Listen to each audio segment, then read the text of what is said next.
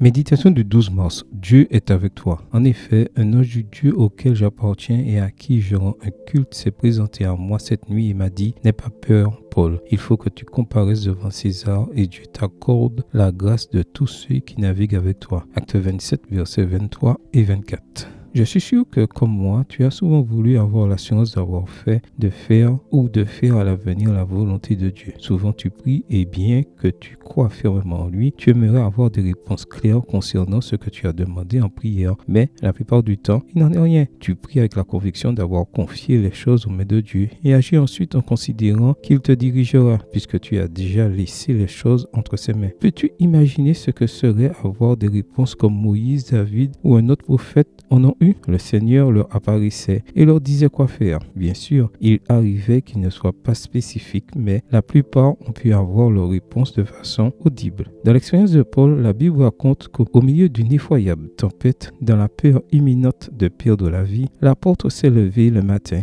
a encouragé tout le monde et, après avoir rendu grâce pour la nourriture, il leur a demandé de manger. Mais comment manger avec une telle angoisse? Comment apprécier le petit déjeuner avec un estomac noué par le stress? Paul n'était pas inquiet, car l'ange lui avait dit de ne pas avoir peur. Quelle assurance! Il a prié le Seigneur et son ange est apparu. Peu d'êtres humains ont eu ce privilège, mais cela ne signifie pas que Dieu ne les entend pas, car il les entend, c'est certain. La différence est que maintenant, ton ange n'apparaît pas. Mais cette parole résonne à tes oreilles. Tout ce que vous demanderez en mon nom, je le ferai. Jean 14, verset 13. Et alors, avant qu'ils m'évoquent, moi je répondrai, ils parleront encore, que moi j'exaucerai. Ésaïe 65, verset 24. Ainsi est ton Dieu. Lorsque tu pries avec confiance en sa providence, tu dois simplement agir avec l'assurance que la question est entre ses mains. Dieu fera ce qu'il y a de mieux pour toi, même si tu ne peux pas le comprendre pour l'instant. L'assurance de Paul devrait être ta certitude, un Dieu proche et non lointain, un Dieu présent à chaque instant et non absent. Lorsque pour une raison quelconque, la nature humaine t'assaille de ses doutes, souviens-toi qu'il est proche de toi,